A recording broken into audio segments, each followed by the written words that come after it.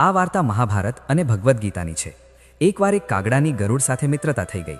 બંને ઘણો સમય એકબીજાની સાથે વિતાવતા હતા। તેમનામાં મિત્રતા એટલી ગાઢ થઈ ગઈ હતી કે તેઓ અંદરોઅંદર ક્યારેય કોઈ વાત છુપાવતા ન હતા। એક દિવસ બંને એક નદીના કિનારે ઝાડ પર બેસીને વાતો કરી રહ્યા હતા કે ત્યારે જ એક યમદૂત ત્યાંથી પસાર થયો। તે કાગડાને જોઈને મલકાયો। ગરુડ અને કાગડાએ તે યમદૂતને અવગણ્યો અને પોતાની વાતોમાં લાગી ગયા।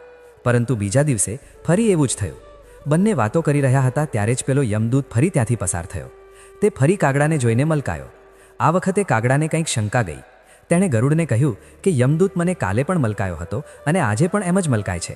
કંઈક ગરબડ છે હોઈ શકે છે કે મારું મૃત્યુ આવવાનું છે।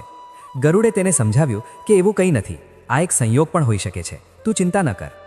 2-3 દિવસ બીજા એમ જ નીકળી ગયા। રોજ યમદૂત કાગડાને જોઈને મલકાતો।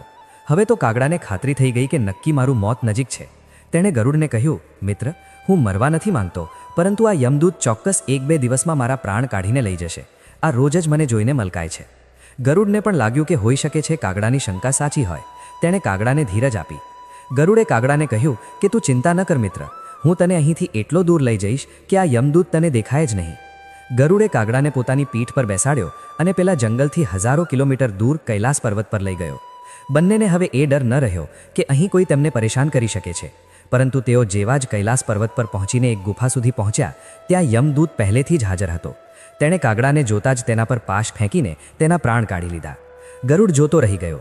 તેણે યમદૂતને પૂછ્યું કે તમે આને કેમ માર્યો? યમદૂતે કહ્યું કે આનું મૃત્યુ આ જ સમયે લખેલું હતું, એટલે તેના પ્રાણ કાઢી લીધા। ગરુડે ફરી પૂછ્યું, તો પછી તમે આને જોઈને પેલા જંગલમાં મલકાતા કેમ હતા?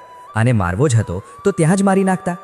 યમદૂતે જવાબ આપ્યો કે આનું મૃત્યુ કૈલાસ પર્વત પર જ લખેલું હતું, પરંતુ 4-5 દિવસ પહેલાં આને પેલા જંગલમાં જોઈને મને આશ્ચર્ય થઈ રહ્યું હતું કે આટલા ઓછા સમયમાં આ ત્યાં પહોંચશે કેવી રીતે, કારણ કે આની પાંખો પણ નાની છે અને આ લાંબી ઉડાન પણ નથી ભરી શકતો, તો હજારો યોજન દૂર કૈલાસ સુધી આ પહોંચશે કેવી રીતે?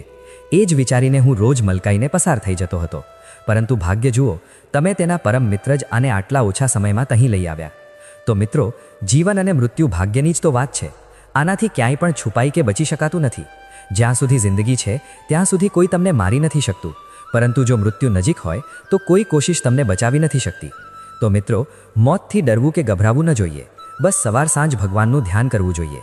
ભગવાન જ દરેક જગ્યાએ આપણી મદદ કરે છે, કારણ કે ભગવાનનું સ્મરણ કરવાથી મૃત્યુ પણ ટળી જાય છે।